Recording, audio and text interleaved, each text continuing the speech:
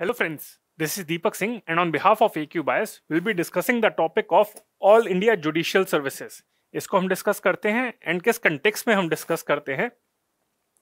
Actually एक editorial आया था हिंदू न्यूज़पेपर में अभी रिसेंटली, तो इस कंटेक्स्ट में तो हम डिस्कस करते हैं. बट जब से इस एडिटोरियल की समरी ये है कि जब से एनडीए गवर्नमेंट पावर में आई है तब से उन्होंने प्रोसेस कंसल्टेशन शुरू कर दी है to establish all India judicial services. इसके बारे में पहले भी बात चल रही थी, काफी पुराना डिबेट चल रहा है कि whether it should be created और नॉट. सुप्रीम कोर्ट कहती है, सेंट्रल गवर्नमेंट कहती है, काफी लॉ कमीशन की काफी रिपोर्ट ने कहा है कि इसे क्रिएट कर देना चाहिए. But some states and high courts, जो स्टेट गवर्नमेंट्स और हाई कोर्ट्स हैं, वो इसे अपोज करती रहती हैं because of some reasons. But जब से मोदी गवर्नमेंट आई है तब इन्होंने स्ट्रॉन्ग स्टेप्स काफी लिए हैं, रिफॉर्म्स लाए हैं. तो इस कंटेक्स्ट में भी इन्होंने सोचा है कि जुडिशरी रिफॉर्म्स भी लाने चाहिए. इस एडिटोरियल में ये नोटिस करा गया था, इसने कहा है कि ऑलरेडी इस टाइम पे इन्होंने अभी रिसेंटली कुछ ट्राइब्यूनल्स जो हैं आपके, उनको अबॉलिश भी करा है और उस पर अपॉइंटमेंट प्रोसीजर भी चेंज करा है. तो जो according to the author it is being seen that the next process probably will be the creation of the all India judicial services. वो क्रिएट करा जाएगा और 2019 में जो कंसल्टेशन प्रोसेस स्टार्ट करा था probably it will fructify. अब उसमें रिजल्ट आएगा और ये all India judicial services sooner और अभी कुछ एक साल के अंदर हो सकता है कि it might be created according to the author. It's not true कि अभी ऑफिशियल व्यू क्या है गवर्नमेंट ऑफ इंडिया का वो नहीं पता, but according to the author soon we will see the creation of the all India judicial services, जिसकी demand काफी टाइम से पेंडिंग चल रही है. So with this context in mind, let's discuss the topic of the all India judicial services. We will be covering it in a 3C approach. That is, we will be covering in a comprehensive manner, targeting prelims as well as mains, but we will be covering in a concise manner. बहुत 15-20 minute के अंदर इसको topic को cover कर लेंगे and we will also tell you about the current developments. So comprehensive, concise and current oriented. So with this, let's start the topic of All India Judicial Services. So as I said that it is a proposed judicial service in India. अभी already नहीं है. तो इस background में हम देख लेते हैं कि क्या क्या कॉन्स्टिट्यूशनल प्रोविजंस हैं. सो आर्टिकल 312 जो है आपका Indian constitution, that talks about all India services. तो इसके अंदर 4 प्रोविजंस है, 4 सब क्लॉज हैं इसके अंदर. अब उसमें से 3 जो है वो ऑल इंडिया जुडिशियल सर्विस के बारे में डील करता है. So let's discuss the clause 1. Article 312 clause 1, it states that the Council of States, यानी कि Rajya Sabha, if the Rajya Sabha declare by a resolution supported by not less than 2/3 of the members present and voting. तो पहली बात तो ये कि राज्यसभा एक resolution अगर क्रिएट करनी पड़ेगी कोई भी all India services including all India judicial services, तो उसके लिए पहले राज्यसभा को एक रेजोल्यूशन पास करना पड़ेगा. एंड उसके लिए किस टाइप की वोटिंग होनी चाहिए? It should be supported by not less than 2/3 of the members present and voting. Not about the total strength, but उस टाइम पे हाउस में जितने लोग हैं उतने होने चाहिए, मतलब हैं, और उसमें से भी 2/3, मतलब जो प्रेजेंट एंड वोटिंग है उसमें से 2/3 मेजॉरिटी चाहिए. देन पार्लियामेंट में, सो this is a very important word, में.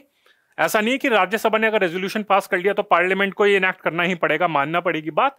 देन पार्लियामेंट में by law provide for the creation of one or more all India services including an all India judicial service. So this is specifically mentioned in the Indian constitution which is should be common to the union and states. अभी आपकी all India services है, IAS है, IPS है, जो ये आपकी all India services है, तो ये कहता है कि ऑल इंडिया जुडिशियल सर्विसेज भी क्रिएट करनी चाहिए. बट उसके लिए प्रोसेस उन्होंने यही बताया था, पहले राज्यसभा को एक रेजोल्यूशन पास करना पड़ेगा by 2/3 majority of the members present and voting, and उसके बाद पार्लियामेंट में enact a law for the creation of one or more services, all India services, including all India judicial services. So again, as I said that it is specifically mentioned in the Indian Constitution, which will be common to the union and states. Second जो इसका clause है, वो पहले clause था, वो पहला clause था. Second clause इसका क्या है? That the services known at the commencement of the Constitution as the IAS, Indian Administrative Services, and the Indian Police Services shall be deemed to be services created by the Parliament under this article. तो इसने IAS और IPS के बारे में बात करी थी. तो ये जो आपका सेकंड क्लॉज है, ये ऑल इंडिया जुडिशियल सर्विसेज के बारे में कुछ नहीं कह रहा. थर्ड जो क्लॉज है वो इंपॉर्टेंट है. The all India judicial service referred in the clause 1, जिसके बारे में हमने पढ़ा था, shall not include any post inferior to that of a district judge as defined under article 236. जो आपका आर्टिकल 233, 234, 235, 236, ये सब आपके सबऑर्डिनेट्स कोर्ट के बारे में बात करते हैं. तो ये कहता है कि जो डिस्ट्रिक्ट जज जो डिफाइन करा गया है अंडर आर्टिकल 236, तो जो ऑल इंडिया जुडिशियल सर्विस है, it will not include any post inferior to that of a district judge. तो डिस्ट्रिक्ट जज से नीचे की जो पोजीशन है वो ऑल इंडिया सर्विस के अंदर नहीं आएगी, ऑल इंडिया जुडिशियल सर्विस के अंदर नहीं आएगी. That is it excluded anyone below the rank of a district जज. Therefore the trial courts are completely eliminated. तो जो आपके ट्रायल कोर्ट्स वगैरह हैं, क्योंकि डिस्ट्रिक्ट जज के नीचे की जो हायरार्की है उसको एक्सक्लूड कर दिया गया है ऑल इंडिया जुडिशियल सर्विस से. तो ये कॉन्स्टिट्यूशन में लिखा हुआ है, so it is very important. पूछ सकते हैं कि ऑल इंडिया जुडिशियल सर्विस में कौन कौन से कोर्ट्स इंक्लूडेड है, supreme court, high court, district जज, एंड बाकी के नीचे है नहीं है. तो इसके बारे में एमसीक्यू भी पूछ सकते हैं, एंड ये आपके मेंस के लिए भी इंपॉर्टेंट है. So don't commit this mistake कि बोल दीजिए कि सारी सर्विसेज आपकी इंक्लूडेड है, सारे आपके टीयर्स हायरार्की इंक्लूडेड है. तो ये आपको ध्यान रखना है. तो ये आपका थर्ड क्लॉज कहता है. एंड फोर्थ कहता है the law providing for the creation of all India judicial services service shall not be deemed to be an amendment of this constitution for the purpose of article 368. तो ये कहता है कि जो पार्लियामेंट लॉ पास करेगी for the creation of all India judicial service, वो constitutional amendment नहीं मानी जाएगी आर्टिकल 368 के कंटेक्स्ट में. तो आर्टिकल 368 जो आपका होता है वो कॉन्स्टिट्यूशन अमेंडमेंट के बारे में बात करता है, बट जब ये क्रिएट करी जाएगी ऐसी ऑल इंडिया जुडिशियल सर्विस तो उसे कॉन्स्टिट्यूशन अमेंडमेंट नहीं माना जाएगा. तो this is very important. As we can see article 312 के अंदर आपके 4 क्लॉज हैं, आर्टिकल 1, आर्टिकल 2, आर्टिकल 3, आर्टिकल 4. तो उसमें से आर्टिकल 2 जो है आपका वो डील नहीं करता with the all India judicial service, बाकी सारे आपके जो क्लॉज हैं वो डील करते हैं. सो ये आपका ओवर हो गया. अब इसका हम ब्रीफ टाइमलाइन देख लेते हैं कि ऑलरेडी पहले क्या पोजीशन थी, ओरिजिनली कॉन्स्टिट्यूशन में क्या प्रोविजन थी, फिर अब क्या प्रोविजन है, क्या क्या रिपोर्ट्स आई थी, उसके बारे में पढ़ लेते हैं इसकी timeline. So the original constitution never provided for the creation of all India judicial service. Originally constitution में इसके लिए कोई provision नहीं थी, and the proposal for its creation was first suggested in the Chief Justices Conference in 1961. तो 1961 में पहला proposal आया था कि similar to IAS and IPS, जिसके लिए आप लोग सारे prepare कर रहे हैं, कि एक all India judicial service भी होनी चाहिए, Indian judicial service भी. फिर जो स्वर्ण सिंह कमेटी थी जिसने रिकमेंडेशन सबमिट करी थी आपकी 1976 में, तो उसकी रिकमेंडेशन को फॉलो करते हुए आर्टिकल 312 को अमेंड करा गया था by the 42nd constitution amendment act, and that provided for the all India judicial service. तो जैसे आपने कॉन्स्टिट्यूशन का वो आर्टिकल देखा था, आर्टिकल 312 क्लॉज 1, तो उसमें ब्रैकेट में ऑल इंडिया जुडिशियल सर्विस के बारे में लिखा हुआ था, तो वो आपका 42nd अमेंडमेंट में. तो ये भी आपसे पूछा जा सकता है from prelims point of view कि कौन सी कमेटी ने रिकमेंड करा था. फाइनली कॉन्फ्रेंसेस वगैरह में तो करा था, बट किस कमेटी ने, किस कमीशन ने रिकमेंड करा था, एंड फाइनली कौन सी अमेंडमेंट में ये चेंज लाया गया था. जैसे मैंने गवर्नर का लेक्चर कवर करा था, तो मैंने उसमें आपको बताया था कि ओरिजिनली ये प्रोविजन थी कि only 1 person can be a governor of only 1 state. पर 7th कॉन्स्टिट्यूशन अमेंडमेंट थी जो आपकी 1956 में इंप्लीमेंट हुई थी, तो उससे ये चेंज लाया गया था कि एक गवर्नर आपका है वो 2 से ज्यादा स्टेट का भी गवर्नर बन सकता है. तो सिमिलरली आपको ये भी अमेंडमेंट ध्यान रखनी है कि ये किसने, कमेटी ने आपकी रिकमेंड करा था और कौन सी अमेंडमेंट से ये चेंज लाया गया था. तो 42nd जो आपकी one of the most significant amendment है, वन ऑफ द नहीं, in fact that is regarded as the most significant amendment, 42nd and 44 जो आपकी मानी जाती है, जिसने कॉन्स्टिट्यूशन को काफी चेंज करा था, तो उसने अमेंड करा था. तो अभी रिसेंटली क्या डेवलपमेंट्स हो रही हैं उसके बारे में भी पढ़ लेते हैं. अभी हमने ये पढ़ा था कि कहां से क्या अमेंडमेंट हुई थी, ओरिजिनली क्या था, फिर 42nd अमेंडमेंट ने क्या करा, फिर जब से एनडीए गवर्नमेंट आई है उसके बाद भी काफी डिबेट चलता रहा, बट जब से एनडीए गवर्नमेंट आई, एनडीए गवर्नमेंट 1 के अंदर, फिर एनडीए 2 के अंदर भी काफी हलचल मचने लग गई इस कंटेक्स्ट में. तो प्राइम मिनिस्टर मोदी जी ने कहा था 2016 में कि he said that there is a possibility of recruiting judges through an all India judicial services. 2016 में कहा था. In 2017 the union government proposed a NEET like examination to recruit judges, and then in 2019 it also started the consultative process for the creation of all India judicial services, जिसके बारे में editorial में भी mention करा गया था. तो तब से काफी हलचल मची हुई है. Now initially only 4 states and 2 high courts supported the proposal. जब ये consultation process start हुआ था, 8 states rejected it, 5 suggested changes and 11 are yet to respond. तो अभी तक ये है कि काफी स्टेट्स ने मना करा है, बहुत कम ही स्टेट्स हैं जिन्होंने अप्रूव करा है, काफी स्टेट्स ने मना करा है, कुछ ने कहा है कि चेंजेस होने चाहिए, एंड बाकी उन्हें अभी रिस्पॉन्ड ही नहीं करा। उन्होंने कहा कि चलो अभी टाइम किल करते रहते हैं, अभी रिस्पॉन्ड ही नहीं करते, ना क्रिटिसाइज करते हैं ना अप्रूव करते हैं। तो इसी तरीके से टाइम किल करते रहते हैं, जब सर पे पड़ेगी तब देखेंगे कि क्या होगा। तो ये अभी रीसेंट प्रपोजल्स है। तो लॉ कमीशन ने भी अपनी काफी सारी रिपोर्ट्स में सजेशंस दिए। तो लॉ कमीशन ने क्या सजेस्ट करा था फ्रेमवर्क, लॉ कमीशन का अगर देखा जाए, सुप्रीम कोर्ट ने भी कहा था, लॉ कमीशन की भी रिपोर्ट्स हैं। तो लॉ कमीशन ने अपनी 116th रिपोर्ट में क्या फ्रेमवर्क सजेस्ट करा था, दैट डायरेक्ट रिक्रूटमेंट ऑफ जजेस from the entry level onwards would be handled by an independent and impartial agency. तो एक नई एजेंसी क्रिएट करनी चाहिए फॉर द रिक्रूटमेंट ऑफ जजेस, and the process of recruitment would be through open competition. तो ये framework suggest करा था। It should be design with the right incentives of pay, promotion and career progression so that young law graduates can be attracted. Normally ये देखा गया है कि अगर कोई भी लॉ करता है तो वो प्राइवेट सेक्टर में चला जाता है, दूसरी चीजों में चला जाता है, जुडिशियरी में जो आपका है वहां पे नहीं जाता। ये आपका supreme court, high court, district जजेस वगैरह यहाँ पे नहीं जाते। तो जो सा टैलेंट लूज कर लें, क्योंकि लॉ में भी काफी सारी फील्ड है आपकी। तो कॉर्पोरेट लॉज हो गया, इन सब में चले जाते हैं, यहाँ पे नहीं जाते। तो उन्होंने कहा कि उनके लिए भी एक ऐसा इंसेंटिव, एक स्ट्रक्चर ऐसा बनाना चाहिए सो दैट उनके करियर में प्रोग्रेस हो, उनको अच्छी पे मिले, अच्छे इंसेंटिव्स मिले, अच्छे इंक्रीमेंट मिले। तो इस कंटेक्स्ट में इन्होंने ये स्ट्रक्चर सजेस्ट करा था in the law commission report. तो ये लॉ कमीशन का व्यू था कि किस तरीके से होना चाहिए। एक इंडिपेंडेंट एजेंसी होनी चाहिए जो रिक्रूटमेंट को देखे जुडिशरी पे के कंटेक्स्ट में, एंड इसके लिए एक ओपन कंपटीशन होना चाहिए। तो ये तो हमने अभी प्रीलिम्स पॉइंट ऑफ व्यू से काफी हद तक चीजें डिस्कस कर ली। अब थोड़ा मेंस एनालिसिस पे आते हैं कि in case a question comes in the mains examination on the debate that whether all India judicial services should be created और नॉट, तो उसके कंटेक्स्ट में क्या व्यू है। So let's discuss both the sides of the coin. अगर कभी भी आपसे क्रिटिकल एनालिसिस पूछा जाता है तो ऐसा नहीं कि सिर्फ आर्ग्यूमेंट, कोई भी टॉपिक हो तो उसके सिर्फ एक आर्ग्यूमेंट्स इन फेवर ही लिख दो। Mention both sides of the coin and then in the conclusion write that after looking at both sides of the coin I personally feel that it should be done or it should not be done। तो ये ऐसी approach होनी चाहिए। चाहे critical analysis पूछे, discuss पूछे, comment पूछे, तो उसमें डिबेट फॉर्म में कोशिश करिए कि दोनों साइड्स बताएं आप। तो अब इसमें देख लेते हैं कि what are the arguments in favour of all India judicial services. पहली बात तो यही जो हमने पढ़ा था कि आर्टिकल 312 आपका स्पेसिफिकली प्रोवाइड करता है। सेकेंड हो गया, लॉ कमीशन ने भी अपनी काफी सारे रिपोर्ट में 14th, 77th एंड लास्ट जो रिपोर्ट थी 116th उसमें रिकमेंड करा था, और 116th में तो क्लियर एक फ्रेमवर्क सजेस्ट करा था।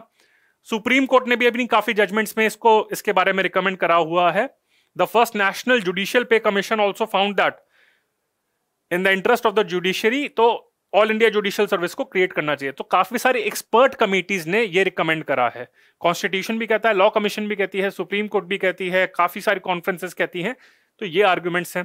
अब इनके क्या आर्ग्यूमेंट्स हैं लॉ कमीशन वगैरह के, तो जैसे मैंने आपको पहले ही कहा था कि अभी इस टाइम पे प्रेजेंटली ये देखा जा रहा है कि हम टैलेंट को लूज कर रहे हैं। जो जुडिशरी आपके जजेस हैं तो वो टैलेंट लूज कर रहे हैं। जो भी कोई लॉ करता है वो दूसरे प्राइवेट सेक्टर वगैरह में इन्वॉल्व हो जाता है। तो इसके चक्कर में बिकॉज ऑफ पुअर पे, तो इस कंटेक्स्ट में अगर राइट इंसेंटिव्स, राइट पे दी जाए तो वहां पे हम यंग लॉ ग्रेजुएट्स को अट्रैक्ट कर सकते हैं। So this is the argument. As I said that all the new law students don't join the state judicial services because they are not much attractive because of poor pay and incentive. Existing system has led to shortage of judges as the subordinate judiciary depends entirely on the state recruitment. तो vacancies काफी चक्कर में होती रहती हैं। अगर लेकिन regular basis पे ऑल इंडिया जुडिशियल सर्विस का एग्जाम होगा तो रिक्रूटमेंट की शॉर्टेज नहीं होगी। और अगर जजेस की शॉर्टेज होती है तो क्या होता है, यानी कि जस्टिस डिले हो जाती है और यानी कि कॉमन मैन, हम जैसे लोग यहाँ पे सफर करते हैं। तो अगर all India judicial service exam होगा, अभी इस टाइम पे होता है कि हर कोई स्टेट अपने अपने लेवल पे एग्जाम कंडक्ट करती रहती है, पर अगर ऑल इंडिया लेवल पे एग्जाम होगा तो रिक्रूटमेंट होती रहेगी रेगुलर बेसिस पे, यूनिफॉर्मिटी रहेगी। तो ये इसका इंपॉर्टेंट पॉइंट है। अगर हम जुडिशरी के इस टाइम पे देखें, अगर हाई कोर्ट उसमें देखें, तो then the judiciary appoints the judges through the collegium system which has been facing lot of criticism because of its lack of objectivity and impartiality। तो जो collegium system है to appoint the judges तो उसको काफी criticise करा जाता है, and इसमें देखा जाए तो एक ऑब्जेक्टिविटी नहीं रहती। तो जुडिशरी और एग्जीक्यूटिव को अपनी इंटरवेंशन करती रहती है, इसके चक्कर में काफी ऑब्जेक्टिविटी लूज हो जाती है, इंपार्शियलिटी लूज हो जाती है। तो इस कंटेक्स्ट में भी ऑल इंडिया जुडिशियल सर्विसेज होनी चाहिए। This will make the judiciary more accountable, more professional and more equitable. अगर हम, ये भी आर्गुमेंट है, अकाउंटेबिलिटी के प्रिंसिपल को भी इंप्लीमेंट करेगी, ट्रांसपेरेंसी को इंप्रूव करेगी, एंड अगर बाकी कंट्रीज में देखें तो फ्रांस का जैसे एग्जांपल साइट करा जाता है that the judiciary is operated by career judicial service. तो सिमिलरली जैसे ऑल इंडिया जुडिशियल सर्विस के प्रपोजल दिया जाता है, सिमिलरली ये फ्रांस में ऑलरेडी इंप्लीमेंट हो चुका है, तो वहां पे काफी सक्सेसफुल है उनका जुडिशियरी सिस्टम। तो इस कंटेक्स्ट में भी हमें इंप्लीमेंट करना चाहिए। It will improve the quality of judicial officers in higher courts and one third. तो मेनली यही है कि अभी करियर प्रोग्रेशन होगा। अगर ऑल इंडिया जुडिशियल सर्विसेज है तो यानी कि डिस्ट्रिक्ट जज आपका अपॉइंट करे जाएंगे, अगर कॉम्पिटेटिव एग्जाम से तो टैलेंटेड लोग अपॉइंट करे जाएंगे। फिर अगर इसी तरीके से प्रोविजंस लगा दी जाए कि कोई एग्जाम होगा कि भाई उसको पास करने के बाद आप हाई कोर्ट में जाएंगे, फिर सुप्रीम कोर्ट में जाएंगे, तो यानी कि एक करियर प्रोग्रेशन होगा। तो इस कंटेक्स्ट में ये देखा जाएगा कि क्वालिटी जजेस आपके डिस्ट्रिक्ट जज, हाई कोर्ट, सुप्रीम कोर्ट पे जाएंगे। सो दिस विल इंश्योर कि जो आपके जो बिल्कुल डिजर्विंग कैंडिडेट्स हैं वही टॉप आपकी पोस्ट होल्ड करेंगे, एंड डेफिनेटली उसके चक्कर में आपकी जजमेंट अच्छी हो जाएगी और कॉमन मैन पूरे देश का काफी बेनिफिट होगा। So this is the argument. So इसी केस में कहा जाता है कि ऑल इंडिया जुडिशियल सर्विसेज को इंप्लीमेंट करना चाहिए। So these are the arguments जो हमने डिस्कस करे थे कि to improve the quality of justice, to ensure accountability, to improve transparency and to reduce the shortage of जजेस। इस कंटेक्स्ट में कॉन्स्टिट्यूशन भी कहता है, लॉ कमीशन, सुप्रीम कोर्ट कहते हैं कि yes it should be implemented. Now what are the arguments against it? तो मेनली स्टेट्स, कुछ स्टेट्स हैं और जो हाई कोर्ट्स हैं वो इस चीज को अपोज करती है, तो उनके क्या आर्ग्यूमेंट्स है ये भी सुन लेते हैं।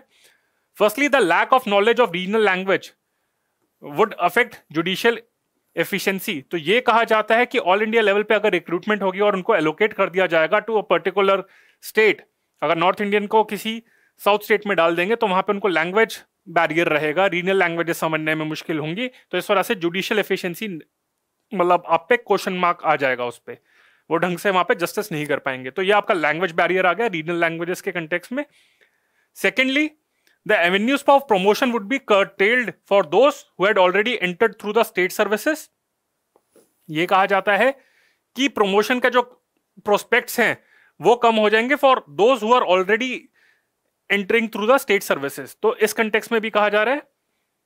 Third, this would lead to an erosion of the control of the high courts over the subordinate judiciary, which would in turn affect the judiciary's independence। तो यही है कि हाई कोर्ट का जो अभी कंट्रोल है सबऑर्डिनेट कोर्ट पे वो कम हो जाएगा, तो इसके चक्कर में जुडिशियल इंडिपेंडेंस के ऊपर क्वेश्चन आ जाएगा। Again it's not like that these arguments are valid, but these are the concerns raised by the states and high courts. तो ये कंसर्न्स रेज करी गई हैं जो उनके आर्ग्यूमेंट्स कॉमन आपके साइट करे जाते हैं। एडिटोरियल में भी मेंशन करे थे, लॉ कमीशन की रिपोर्ट्स वगैरह में भी, उनमें भी यही करे थे। एंड इस कंटेक्स्ट में एक और चीज कही जाती है आर्टिकल 233 क्लॉज 1 के बारे में। So article 233 clause 1 of the constitution lays down that the appointment of person to be and the posting and promotion of district judges in any state shall be made by the governor of state in consultation with the high court। तो ये कहा जाता है कि article 223 और 312 के बीच में एक डायकोटमी हो गई है। सो जो स्टेट का प्रेरोगेटिव है, now it will be the prerogative of the union. तो इसके चक्कर में आ जाएगा कि अगर ऑल इंडिया जुडिशियल सर्विस आएगी, again as I mention in the previous slide, की हाई कोर्ट के ऊपर वहां पे कंफ्लिक्ट आ जाएगा। पहले हाई कोर्ट वहां पे रूल करता था, सबऑर्डिनेट कोर्ट्स के बारे में डिसाइड करता था कैसे प्रोग्रेशन होगा करियर का, कैसे रिक्रूटमेंट होगी, बट ये अब चेंजेस आ जाएंगे।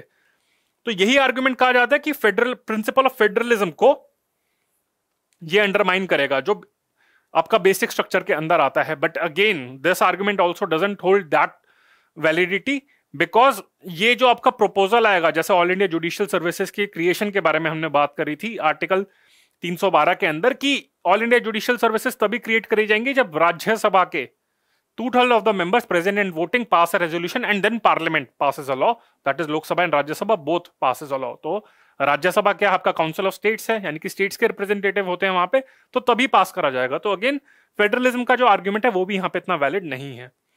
तो these arguments according to some, like those who are pro for all India judicial services, according to them these arguments are not that valid and that can be taken care of by through training। जैसे आपका regional languages का barrier है तो वो आपके concerns देखी जा सकती हैं।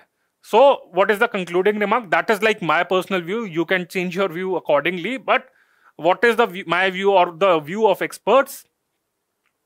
सो इट सेड दैट कि any ground making reform is bound to receive criticism. अगर आप कोई भी मेजर रिफॉर्म लाने की कोशिश करेंगे तो हमेशा कुछ ना कुछ लोग होंगे वो तो क्रिटिसाइज करेंगे, no matter how good the initiative is. So it's up to the union government as well as the Supreme Court to remove clear all the doubts and to make sure that whatever concerns are there, अगर वो जो concerns valid नहीं है तो उसको remove करना चाहिए, उनकी concerns को उनको explain करना चाहिए, और अगर कुछ genuine concerns भी हैं then that should be taken care of. Because of some concerns, a ground-breaking reform should not hold back. तो यही चीज है कि इस टाइम पे it's the right time. Supreme court भी ऑलरेडी इस बात में एग्री करती है, प्राइम मिनिस्टर मोदी जी भी हैं, पावर भी है उनके पास, नंबर्स भी हैं पार्लियामेंट में. सो टाइम ज्यादा वेस्ट ना करते हुए, according to the author and according to various experts, कि ऑल इंडिया जुडिशियल सर्विसेज को क्रिएट करना चाहिए. So with this we have covered the topic of all India judicial services from prelims as well as from mains point of view. I hope you liked it, and if you liked it then please press the like button, subscribe to the channel of AQ Bias, and share it with as many friends as you can, those who are preparing for civil services. And before ending the lecture, I have an important announcement for you guys, that AQ Bias is launching its fresh foundation batch from 21st of July. So under this, 800 hours of classes for general studies focusing on prelims as well as mains will be provided, out of which 80 hours will be dedicated to current affairs. So 10% of the time of the foundation batch will be dedicated to current affairs, because current affairs has a lot of weightage in the examination. And apart from the general studies module, we are also launching our optional batches for various topics like history, geography, political science and IR, sociology, as well as public administration. So these are the optional batches. And last is, like, if you have any query, then you can always contact us at these numbers, and this is our address. You can always walk into our office and we'll be there to address your concern. So friends, this is Deepak Singh on behalf of AQ Bias. Bye.